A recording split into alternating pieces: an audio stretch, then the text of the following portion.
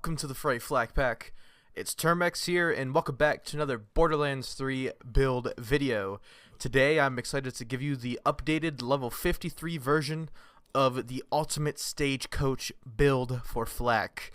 This took me a while to farm before I even get into anything. This took a long time to farm, and I'm very excited to bring this to you guys. And with the added bonus, this is a PC player file save. Hooray!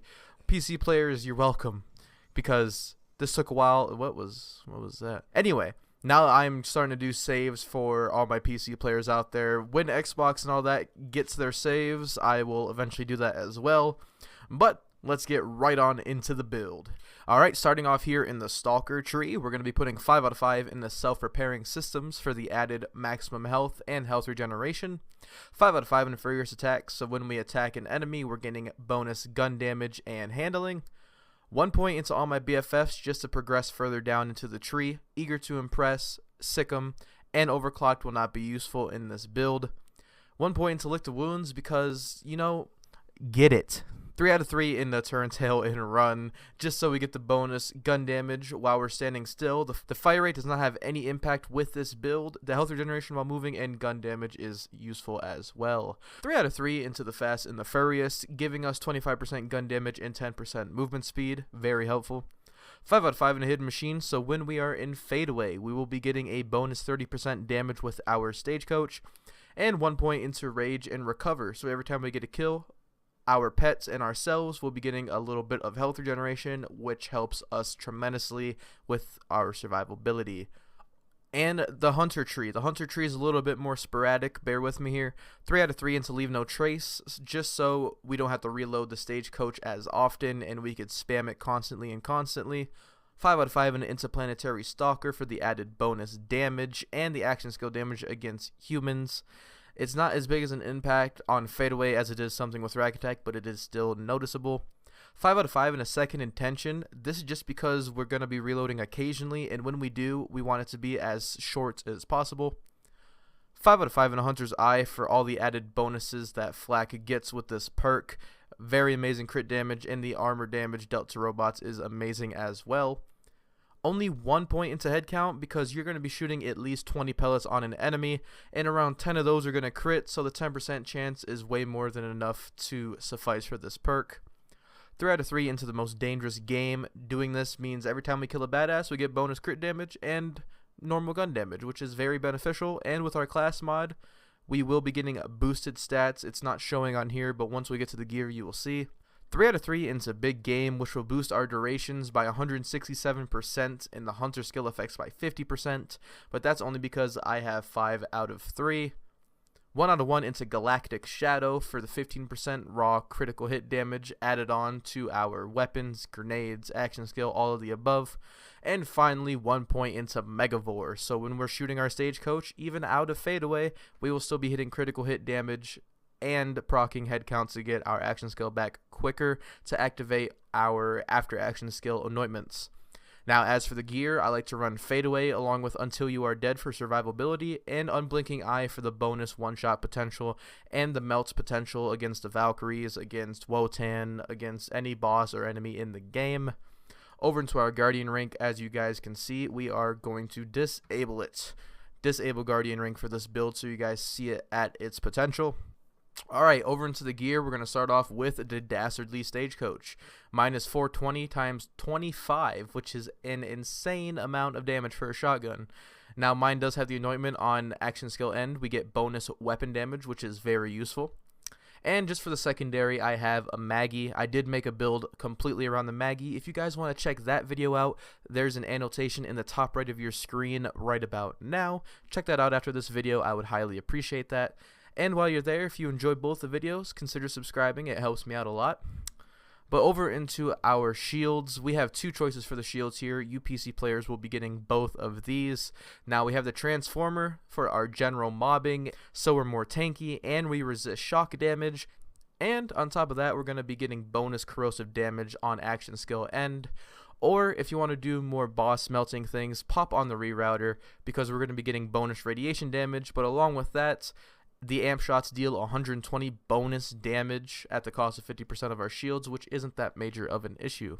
Over to the class mod, we have the Cosmic Stalker class mod. Now this class mod I actually received about 20 minutes ago, and that's what made me do this build because it was the only part I was missing for this build. Now with the Cosmic Stalker, all of Flak's hunt skill powers will be increased by 25%. Not a huge change, but it is a change, nothing less. That helps out a lot. As for my rolls, I got 33% shotgun damage, 33% heavy weapon damage, which will be very good in the takedown if you switch to a Scourge, an Ion Cannon, a Nukem, and we get 48% bonus Jacob's weapon critical hit damage, which is going to affect our Stagecoach. Obviously, it is a Jacob's weapon. Now, over to our grenade, it's usually personal preference, but you guys are going to be getting quite a few of them. You're going to be getting a Surge with a Shock Anointment, Hunter Seeker with a Radiation Anointment, a Hunter Seeker with an Incendiary Anointment. These two will not be in the build, but these are the three you could pop on for any situation you would like. If you're farming for these on console, I recommend farming Tyrene for the Hunter Seeker. That's where I usually get mine from.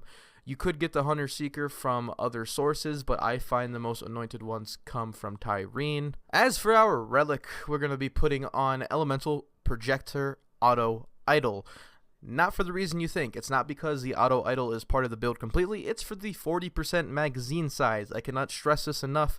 Your life will be so much easier if you get yourself the 40% magazine size on your relic. Because the way that the Stagecoach works, or one bullet guns work, is if you could only shoot it once, you're not going to proc Leave No Trace as much as you want. But if you have another reserved bullet, for some reason you could just chain your shotgun shots over and over and over. So you make sure you want to get one of these. Now, I did try something different, like the normal shotgun damage. It's okay having that shotgun damage, but it's a lot more worth being able to chain your shotgun shots when you have all of them together. But other than that, all these guns here and some of these mods won't be in the build for you PC players. I have it specifically set out for you guys. I'm not trying to give away all the best gear. I'm only giving away what's part of the build. I'm sorry, I'm not going to be doing full gear file saves because that kind of kills the fun out of it. I'll give you the save of the build that I made so you guys can try it out. If you like it, you transfer the gear to your character, or if you don't like it, just delete it and let me know why you didn't like it in the comments below. But all that blibby blabby, I'm in a new area that I haven't done a lot of videos on, so we're going to test out the build here. I have not actually done any videos in this area before. I don't know why. I only visited this area once when I did the mission for Moxie. That guy did not die. But you guys can already see that the Stagecoach has a lot of pellets, and if you already saw my previous build, you know that it's good for many different situations. And you can see we're chaining our shots, and I died to a barrel. Are you stupid or something? But as you can see, when we go into fadeaway, we are chaining a lot of our shots, and it makes general mobbing pretty easy if my accuracy wasn't so bad. I'm sorry guys, I am tired, I have been up all day. But regardless, I wanted to get this build out for you guys because I think it is a amazing shotgun, amazing build, and not everyone has the time to farm for that perfect Stagecoach, so I thought I could help some of you guys out with this build. But as you can see, we're chaining a lot of shots here. I would one-shot her if I was actually aiming, but you know, it's fine. Another big thing about this build, if you guys want to do the Maliwan takedown, it is completely doable solo. As for true takedown, I have not put any testing into true takedown, but if you guys want to do that for me and tell me how it performs, let me know. I only really do true takedown if I have at least 2 other people, but that's just me. I am not a big fan of it. I might just suck because I could do the damage in true takedown, but I am very bad at dodging things. It's annoying, as you guys might know.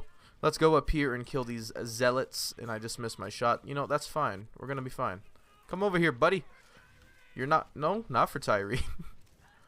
Boom, boom, boom. Alright. So yeah, believe it or not, it's actually not maximum damage on these other enemies. Just because they're so small, you're not hitting all your pellets. It's usually a lot better like with the Valkyrie fight, or especially with Wotan. This thing just melts Wotan. It makes it like not even fun. It's kind of crazy, but yeah. If you guys want to download this, make sure you go into the description and download that file. Open up your Borderlands folder, go to saved games, and eventually you'll find all your saved games. All you have to do is put that file into that folder, and you will have this save on your characters list. It should be named It's Term X. Other than that, I hope you guys have a terrific day. If you have any questions, please let me know in the comments down below, and I will see you guys Later.